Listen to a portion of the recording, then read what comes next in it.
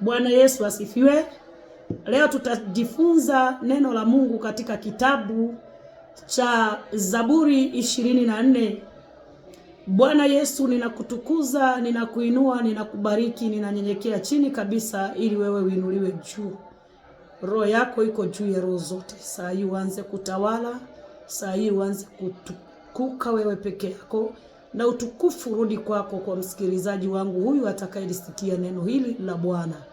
Na tusome neno la Mungu katika Zaburi 24.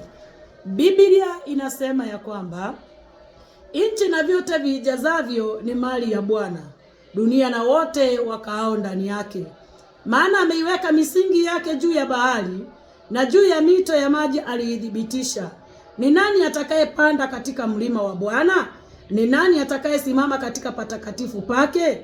Mtu aliye na mikono safi na moyo mweupe, asiyeinua nafsi yake kwa ubatili, wala hakuapa kwa hila, atakupokea baraka kwa Bwana na haki kwa Mungu wa wokovu wake. Hiki ndicho kizazi cha wamtafutao, wakutafutao uso wako, Mungu wa Yakobo. Inueni vichwa vyenu enyi malango, inukeni enyi malango ya milele, mfalme wa utukufu apate kuingia. Ni nani mfalme wa utukufu? Bwana mwenye nguvu hodari, Bwana hodari wa vita.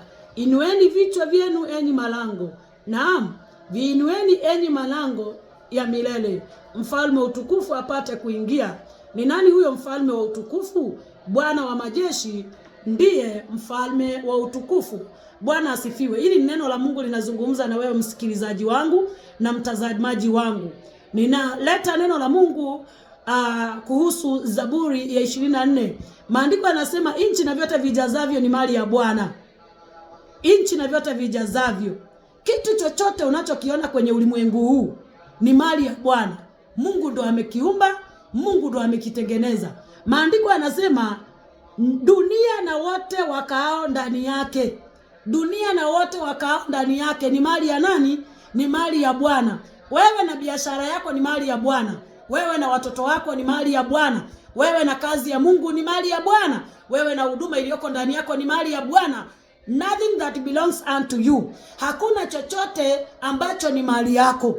Biblia inasema, Ayubu akasema, duniani nilikuja tupu uchi, na mbinguni nitarudi uchi. Maana yake ni nini? Bwana ndiye upeana vitu. Bwana Yesu asifiwe. Maana vitu ni vya Mungu. Ndiposa akasema dunia na vyote vijazavyo ni mali ya Bwana. Anasema maana ameiweka misingi yake juu ya bahari, na juu ya mito ya maji alidhibitisha.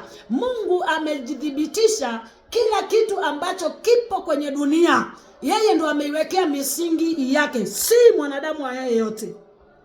Si mwanadamu, sio serikali, sio kiongozi wa aina yoyote, sio mchungaji wala nabii anayemiliki dunia. Vitu hivi vyote tunavyoviona vinamilikiwa na Mungu.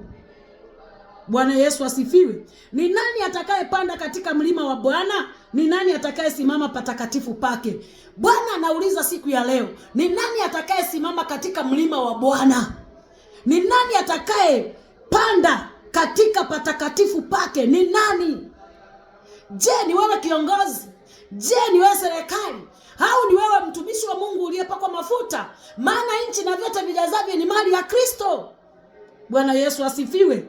Mtu aliye na mikono safi na moyo mweupe, yule ambaye Mungu anayemtaka aweze kumiliki vitu ambavyo ni vya Mungu, ni yule mwenye moyo safi na mikono safi, mikono isiyo mwaga damu, na ana moyo wa upendo. Amri ya kwanza ni upendo. Biblia inasema, kwa maana watu wangu ni wapumbavu, hawanijui mimi. Tazama, miguu yao ni myepesi kukimbilia dhambi, na mikono yao kumwaga damu isiyokuwa na hatia. Leo Bwana anasema mtu huyu nitakayependezwa naye ni yule mwenye mikono safi na moyo ulio safi. Heri waliopondeka mioyo yao, wanaotetemeka wanapolisikia neno la Mungu. Tena Mathayo 5:8 inatufundisha heri wenye moyo safi, maana hao ndio watakaomuona Mungu.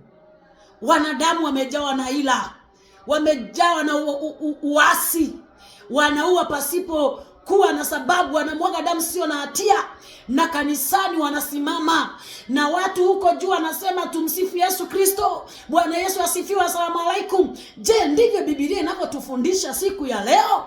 Katika mlima wa Bwana Mungu anahitaji mtu aliye safi mikono yake, mtu aliye mweupe ndani ya moyo wake. Bwana Yesu asifiwe, jina la Bwana libarikiwe. Tazama Warumi 13 inasema kila mamlaka imewekwa na Mungu na kila mamlaka waitii. Bwana Yesu asifiwe. Lakini hakuna mamlaka imewekwa ili kudhoofisha watu.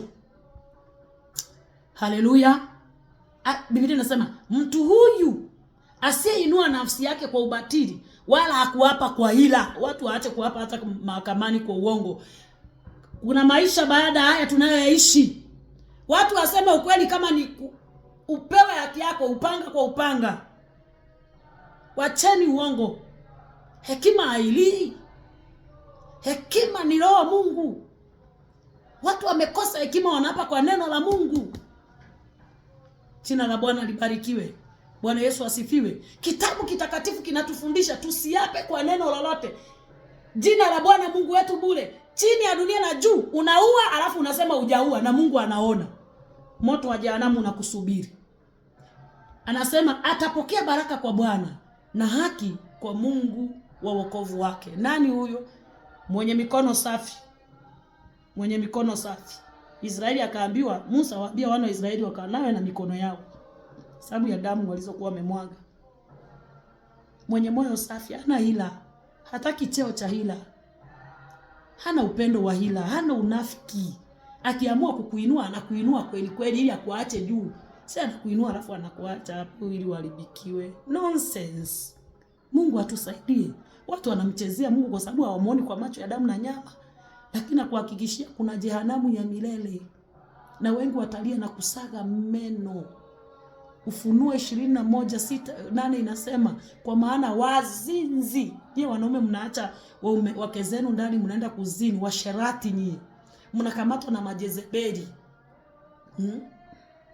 Vijana wadogo, masturbation.